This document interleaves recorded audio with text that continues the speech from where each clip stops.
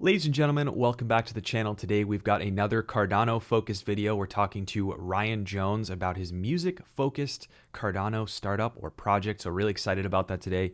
Ryan, thanks for being here, my friend. Thank you so much. I appreciate you, Hashoshi. Yeah, no Um, doubt, man. I would love to get, a little bit about your background and of course the elevator pitch for your project. Share what you're doing so folks can get familiar. yeah. So I actually am a classically trained musician. So I have two master's degrees, one in music education and then one in conducting from USC. I'm a Trojan, fight on. There you go. But also living out there, musicians wear many different hats. Hmm. We have to make a living, right? So, I'm a composer, vocalist, pianist, conductor, but I also, did some stuff in the not pop world, but just in, the industry, right? So while you're living out there, so a lot of studio time. That world is small, it's Hmm. interconnected. If you know certain people, then you kind of connect the dots to other regions of the country and so anyway, so I've lived in both sides, right? Classical side, and then also the production side of things, and live performance, and cutting records, and etc. So, Hmm. kind of you kind of live in all areas of things, right? So, and the project that we're actually working on is called Muse. However, there is a bit of new information updated, and you're the Nice. first to bring it. And we did some more homework, and we thought, you know what? We're going to need to rebrand. And so, actually, this is the first announcement, official announcement. We are rebranding to NEWM. That is NEWM. Nice. Now, I'm a bit of a musical nerd, and you might wonder how in the heck did you come up with this name? Well, here's the deal. A neume, which is spelled Neume, is actually one of the earliest forms of Western civilization musical notation. And you might wonder, what is the etymology of this word? Well, it's from France, French, right? Mhm. And so monks in Salem, they came up with this kind of musical notation. So that is where that came from. But this is a new take on an old concept, right? New music, new media. Nice. It's the Yeah. whole big thing. And that satisfies my music nerd side of things, and it Yeah. also makes our marketing team very, very happy. So there you Yeah. go. That's the new news that's coming out right now. So Nice. Makes my job easy, particularly because you just unpacked that for me and didn't even have to ask. So I appreciate that, Ryan. sorry, man. I'm also a former teacher, so I'm an educator. So I taught You for know the 5 way it years. goes. Yeah. Yeah, right. Chunk it. Yes. Anyways, yeah. So Nume, formerly known as Muse, is actually we are combining a couple of elements, which is really, really exciting and cool. The entire reason that I wanted to build this in the first place is Hmm. I want to be able to put music out there and make a comparable wage, right? And Hmm. that doesn't mean I need to be rich, but I Hmm. would love to get paid at least a tiny amount of money to help keep doing what I love to do. Yeah. And you'll find that a lot of musicians who aren't just the top tier, they have to do other things to support their passion, right? And as a Yeah. creative, that's really crippling in the process of creating, right? So that was kind of the original scope of what I had in my head. I brought on my two co-founders, Florian and Mark. I brought them on, and they've helped grow this vision to an actual sustainable business model. And here's the thing: I'm a musician, and Hmm. musicians are not business people. 9 times Right. out of 10, right? We just love to create, and then let the details kind of work themselves out. Um, so, title for prime example, it failed, right? And Hmm. it failed for a variety of reasons, but one of the big things is it just wasn't a viable business model. Yeah. Um, so fast forward, bring in my wonderful two co-founders who are much more intelligent than myself. They come up with a great way to work this out to where things work. And this is what it looks like. Overall, big thing, two big pictures. We have two parts to the platform. One is the streaming side, and then one is the marketplace. Hmm. And to me, the most just innovative, and I don't want to use the word revolutionary so much because I think Apple just kind of they make that word lose a lot of meaning. Yeah. But people already know this. The future of crypto is tokenizing ownership, Hmm. right? And so what we're actually going to be doing on the marketplace side of things is tokenizing the mechanical rights to the music.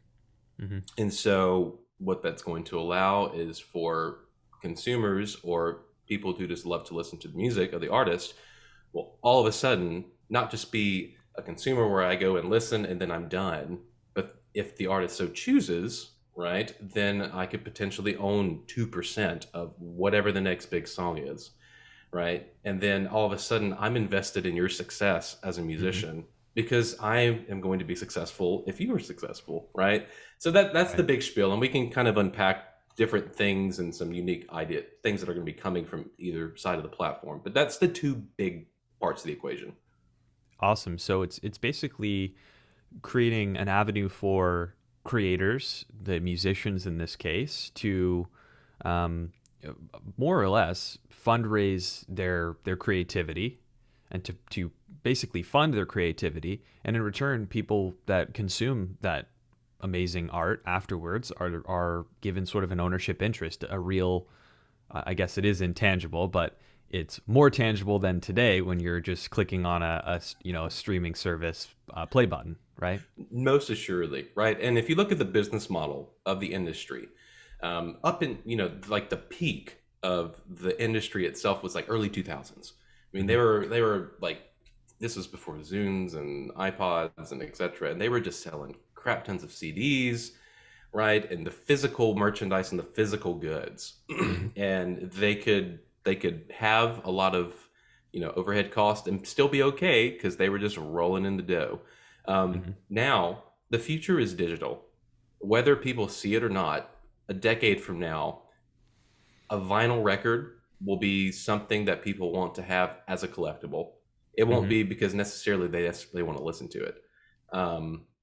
Yeah, some people love. I mean, I have a vinyl player myself just because Yeah. I like the option. But again, I'm a musician and an audiophile. That's just me.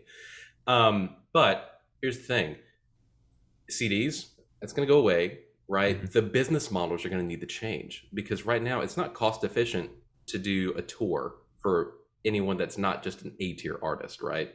Mm-hmm. It's too much money, and the chance of you recouping all of that is it's low, right? Okay. Merchandise sales, most of the time you have to buy everything in bulk and then try to make your money back, Yeah. right? High So high chance of making a mistake with that. exactly. And again, musicians aren't business people, Mm-hmm. right? And so all the physical side of things, that's not going to be your main source of income. It's going to move to digital. Mm-hmm. And the business models as they stand with the current streaming services, and I'm just going to use Spotify as an example because they are kind of the gold standard, just because they have so much, market. Mm-hmm. They do not care about paying royalties out to musicians. That's not their focus. Mm-hmm. A former executive of Spotify is on record saying, "We did not make Spotify to make you money, musicians." All they cared about on the back end was making sure, because remember when Spotify started, they didn't want to get squashed by the labels. And so they Mm-hmm. said, hey, labels like Sony or Warner or whatever, they said, we would love to, sell you 5% ownership of shares in the company, right? And so they did. And so all they cared about was connecting the APIs between Spotify, the streaming services, and the labels, right? Mm-hmm. And then it just so happened the government said, wait, you have to go pay the mechanical royalties out to these artists, streaming Yeah. services. It's legal. And so what did they do? They said, oh, fine, we'll go hire a third party entity to make a best effort attempt at finding these royalties, right? And I Mm-hmm. think as of right now, there was last I read, I think there was $300 million worth of royalties that have not been paid out to artists at this point in time that are Mm-hmm. just sitting there. That is unacceptable. And Yeah. so if we continue down this trajectory, and then I hope you enjoy all the music that's already there, because in a decade from now, we're not going to have much new music, or if it is new, it's going to be produced at the top, and that's commercialized. And so if you notice, most of the music all sounds the same now. Well, that's Yeah. because it's coming from the same sources. So that's kind of the state of the industry where we are. Yeah, and it's interesting. I mean, I feel like a lot of, and you can sort of draw parallels between stuff that you're talking about in the music industry. You can talk about the same thing in film and content. You can talk about the same thing in in banking to an extent. Obviously, there are differences between how these are set up, but I think it's really wrought from business models that were not business models and sort of accounting mechanisms and other systems that were not built for the largely different digital mechanism by which people consume all these things, and the low barrier, right, to make good music. I mean, like my little brother is like, he's 18 and he's been able to self produce, self create, record, and do everything himself without paying a single cent to a studio. And of course, the path to getting that noticed is very difficult because other people have the same skill. So, that's kind of where I wanted to go with this conversation from here, is to ask you, right, from someone who understands the industry, someone who also understands how technology like we have today, right, digital streaming being one, but also sort of the cryptocurrency world as well. Like, what drove you to choose Cardano as a platform to really build this ecosystem out? What went into that decision? Yeah. So, and full disclosure, for those of you that are wondering, I reached out to you, probably a year ago, I think, Yeah, a almost a year year, a ago, year or more. Yeah. to just kind of get your thoughts on this. And we were, chatting because there, at the time, right, things in the space have changed significantly in a Yeah. year. That's like a decade in crypto time, right? But anyway, so I think you can go strictly to and look at, for example, prime real world use case. Jacob Collier, who's a big musician, he Yeah. tried to mint an NFT. It was I hate this. I hate NFT when people in the mainstream think of an NFT as just a JPEG on a chain. That's just so low hanging fruit. Yeah. It's ridiculous, right? But he tried to do that, right? He took a picture of his DAW session and a high resolution photo and then wanted to mint it, right? Hmm. And now he got slammed because of the quote carbon footprint. And we can have a whole discussion about quantity of electricity versus quality of electricity, Mm. right? We know this, it's much more nuanced. But Yeah. if you look at the cost benefit to mint an NFT, or another example, Pokemon, like the NFT game Pokemon, Hmm. right? How did they get around this? They didn't want to actually mint them because it would cost you at the current when they were really big, it was costing you more money to mint them than it did for you to buy them in the first place. Yeah. That's a problem, right? And so on Cardano, you can mint, right, however many tokens. I think you can mint I think someone minted 5 million tokens and they paid $5. Yeah. Um, right. So just without getting any technical, just the cost benefit of being able to mint an NFT or a token, right, a native asset token, um, is significantly cheaper, right? That's the Yeah. first thing. Two, like we said, it's on the base layer. It's not functioning as an actual smart contract, so it's not taking computational power, yada yada yada. We already know that spiel. So we wanted the front end. Here's another thing, right? In DeFi, yes, smart contracts, if there's a flaw in them or something, or typically it's in liquidity, right? People lose a lot of money. And yes, there are repercussions for that. But if you have an issue with this, if there's an issue in the code and someone has like it's a copyright essentially or something like that, then that opens you up to a lot of other legal problems. So Hmm. we want assurances that whenever we're deploying, short, concise code bits, that we know what we're going to get, Hmm. right? And so that's one of the other reasons why we chose ADA for the front end. Now, you can also we're going to be utilizing essentially concatenated tokens, so parent and child tokens, Right. to help with the distribution of the royalties. And so we're doing that. Now, I will say, I think the future is interoperability between blockchains. For sure. And to me, I love what we're doing because we're actually going to be utilizing a tech stack on our back end with an Ethereum project. Nice. So it's going to be Cardano and Ethereum, and specifically, it's going to be storage. Great. So storage, yeah, that's going to be our storage solution. And the reason being, for those of you wondering if you're on the Cardano family, there is no solution being built on Cardano right now. There was a D Cloud submission, but that didn't get funded, unfortunately. So we Hmm. had to go another avenue, right? So that's essentially why we chose what we did, right? That's So awesome. yeah.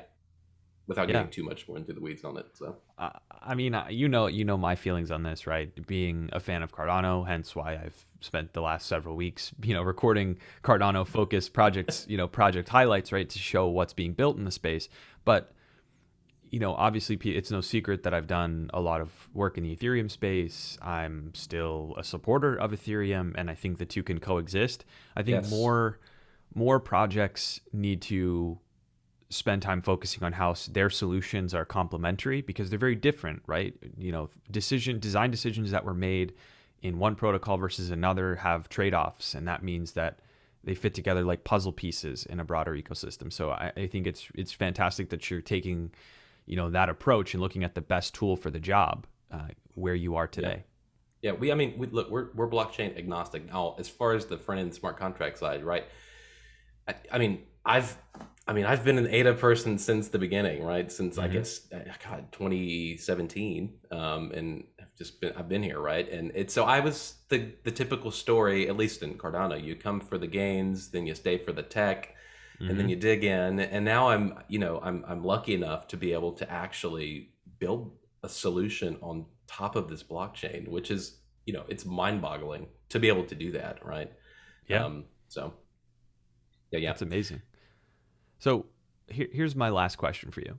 In terms of what is next let's just say that the duration of 2021, what does the Mhm. path look like for the project and how you're going to continue to work throughout the year? Yeah, yeah. So we're actually going to be presenting a proposal to Catalyst Fund 6 Okay. for funding, right? Because developers cost money, right? Yes. But I will say we have a team of 8 people right now around the world that are working sweat equity Mm-hmm. because they believe in this project, and they've been working for the past I don't know a couple months at this time, right? So we have it's really amazing. I mean, we have people from Switzerland, Germany, Portugal, the U.S., different time zones. Mm-hmm. To me, that's a really humbling thing for people to get a vision and be on board with it and be okay putting in their time. And I don't mean little amounts of time. Significant, yeah. Um, yeah, it's significant. And so, you know, moving forward, so we're going to do that, but then we're also so we're going to have a. I can tell you this. We're going to have a refresh on the website next week. That's going to. Mm-hmm. I think you're all going to be happy. It's going to be answering a lot of questions. Our design team, man, they are top notch. It's wonderful. That's Here's the great. deal. The better question about people ask what is an NFT, and the better Mm-hmm. question to ask is what isn't an NFT. I think Yeah. because it can be so many. It can represent so many different things. And in our specific use case, how do you create a graphic to explain that for an average layperson, right? Um, well, I think we have. I think we've done it. And so I think that when people go to the website next week, when we have our refresh, I think it's going to help really paint a picture of really how we're utilizing this. And we can go into the details of that, but people will glaze over before that happens. But Mm-hmm. anyway, so we plan on launching, and this is contingent upon when smart contracts go live on the mainnet, right? Mm-hmm. But we're planning on launching an actual our VP to market would be Q1 of next year. Great. And so so we actually here's another thing. So we have the tech side. We're working all this stuff out, but we also you need adoption, right? So we Mm-hmm. actually have an ambassador program. We have about 8 to 10 individuals in the U.S. that are in various places of the music industry, and we're targeting different networks, right? So we're L.A., West Coast, Texas. That's a whole another country scene. Nashville, Atlanta, rap hip hop, and then we have New York, right? And so we have people Mm-hmm. in all these different. As of right now, we're doing it's. I mean, it's. I have meetings every Thursday to meet new people and onboard them and get them onboarded to the platform. So hopefully in Q4 at the end, we're going to start doing alpha and beta testing, right? And so what we're finding, right, is Mm-hmm. that we are enabling a new set of financial instruments for content creators to create revenue. What it's going to be not hard, but it's just going to be something we're going to have to do is to educate, right, Right. and to let them know what tools are in their toolbox at this point. Because the current industry, they calculate. This is, if you'll allow me one little in the weeds moment for a quick second. Current for it. music industry has two silos. Whenever you create a piece of music, you have the composer / arranger, and then you have the recording artist. And Hmm. when that happens, they don't play together. Like they have their whole different revenue stream. And what does that mean? Well, you need an extra third party in there to connect them to pay royalties to the composer every time a recording artist, a different artist, makes another recording of that composer's work, right? And so everything it's not together, and that's It's stupid, not and that's connected. right. No, so we're actually taking care of that from Jump Street through the creation of that audio NFT, right, which is going to live and be hosted on StoreJ. But when those child tokens are created, how are they created? Whenever you upload your metadata, like you do for a distributor, like CD Baby DistroKid, right? Hmm. At the end of that, you're going to have a part that says list all the entities that have fractional ownership over this project, right? And There you so go. then you're going to list them all out. They get their child token, right, which represents whatever percentage ownership, right? So that's essentially what's going to happen. Then at the end of the pay period, it gets auto distributed. I'm going to give you a couple of quick highlights how we're different, which I think are extremely important. Okay. Please do. One, we pay, so Spotify pays 0.002 cents per stream right now to their Hmm. creators. They don't pay you any money until your account reaches $1,000. So on the side, that's illegal. They need to pay you what they owe you.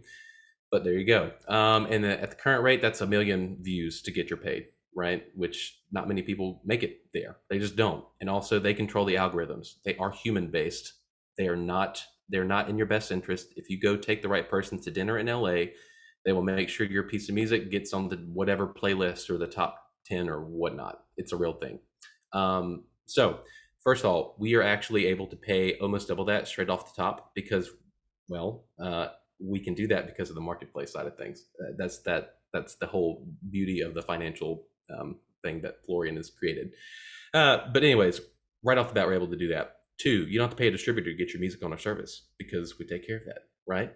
And what we're essentially doing is we're replacing all the superfluous middlemen with code that's not incentivized to make a profit. Right. And so when you do that, a whole bunch more money goes to the creators as opposed to the people that don't need to be there in the first place. So there you go. We're also going to have a DAO for the project. Governance. So token holders, if you curate playlists, if people subscribe to your playlist, you're incentivized to, you'll be incentivized to do that. Also, so two ways, right? A musician, let's go for instance, if I want to give away partial ownership, right, of a piece of music that I've already created, great, I have that option, right? But let's say if I want to I have an idea, but I need money to create my musical idea. Well, you'll be able, just like in Catalyst, right? You'll be able to submit a proposal to the DAO and say, hey, I'd like to request $10,000 to create this EP, right? And in exchange for that, I will give the DAO 5% ownership, whatever, right? So those are two different business models for revenue income for creating things. You can't Yeah. do that with any other thing as of right now. Well, it becomes a composable layer for you to build new experiences, revenue models, and opportunities for artists. So what I'll do is I'll link up some information, particularly the website, right? Awaiting that rebrand. I'll link that up down Yes. below. By the time you watch this, that rebrand might have already happened. So make sure you go and click through, check it out, and learn more about it. Ryan, let's definitely do a follow up on this Yeah, later man. this year. Talk more about the business models and how things are coming along. But more than anything, I really appreciate you coming sharing the information so folks can get this project on their radar. I think it's going to be a really awesome thing to watch unfold. I really appreciate it. One other thing, we do have the Muse Stake Pool, just as an aside, Yep. that I started back. We minted our first block on the 1st of January of this year. There you go. Yeah, I know it's nice and symmetrical. But just know, so we delegators to the pool. Whenever we do mint our tokens, Hmm. side note, we're waiting to mint them so we can lock them up in a smart contract, right? Because the team, Hmm. we're not rug pulling. We're doing a vesting period for around 5 years. Good. Yep. So, but delegators will get an airdrop. You don't pay for them. You still get your ADA. This is just Yeah. a thank you for choosing to park your ADA with us, and know that that's what that is. So just as an aside. Yeah, no, perfect call out. I will leave also that information down in the description below. Ryan, again, thanks so much for being here. Folks who are watching, thank you to you as well. Definitely stay tuned and get subscribed for more Cardano related content and all sorts of other crypto related content. And until next time, cheers.